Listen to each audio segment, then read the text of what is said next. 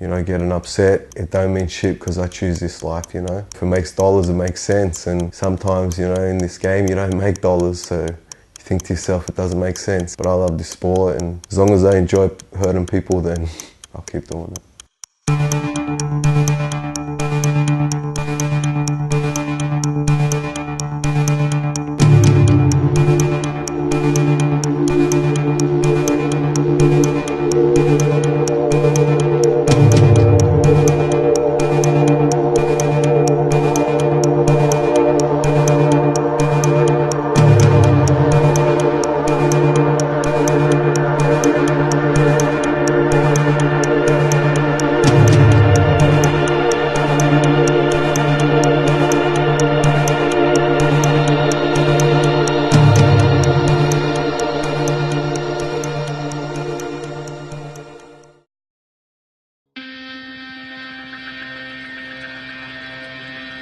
Ruthless, man, came about with just training with my mates, and you know, they were calling me the Bull and the Pit Bull, and there was heaps of guys like with those kind of names, and you know, just the way I fight and the way that the words went together, Ruthless Rob Lisita, they actually went together well. And yeah, one of my heroes. You got to get inspiration from everywhere, and yeah, I like Ruthless Robbie Lawler since back in the day, and it's funny how he's coming back now, but I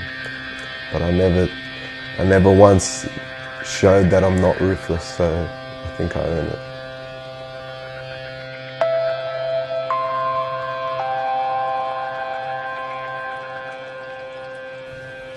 Yeah, I was brought up Housing Commission, Claymore. Man, I had older brother, come from communist country. My father escaped, went to Australia. My mum was a good lady, she is a good lady. You know, she always worked hard and stuff like that. But yeah, my dad was alright. He was a good man, but he was a hard man, and you know, gambled and drank and had a pretty rough time with him. But you know, I grew up in a pretty rough neighbourhood, and it is what it is, man. My father's name is George Lisita. You know, like I said, he escaped communism, came to Australia, had a bit of a rough life, and you know, sometime he'd click it at me, and yeah, like 2 years ago he was riding his push bike and had no helmet, got pulled up by the police and ended up having an argument. And what can I say, man, rest is history, man. My father's been dead for 2 years, man.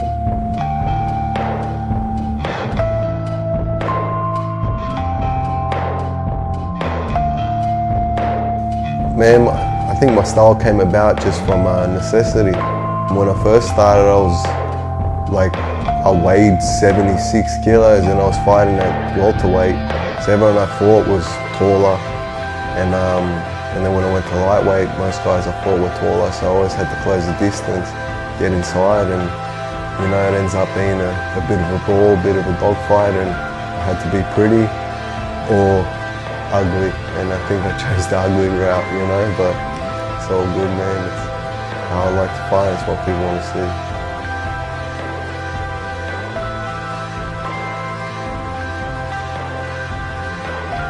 Training camp been going very well because I've been a PK top team. So you know, this is my third fight in 4 months. So I've actually been able to build off of what I last had in my last training camp. You know, you do bring along little injuries and stuff like that, and you do need your downtime. You know, we are human and we need to relax too, you know, but I've had some good guys in the gym, and some good Americans, Koreans, Japanese, and I've had some good sparring, a lot of it. Well, my next opponent's Rodolfo Marquez. You know, he's a Brazilian from Nova União originally. Got a lot of international experience, and you know, good level fighter.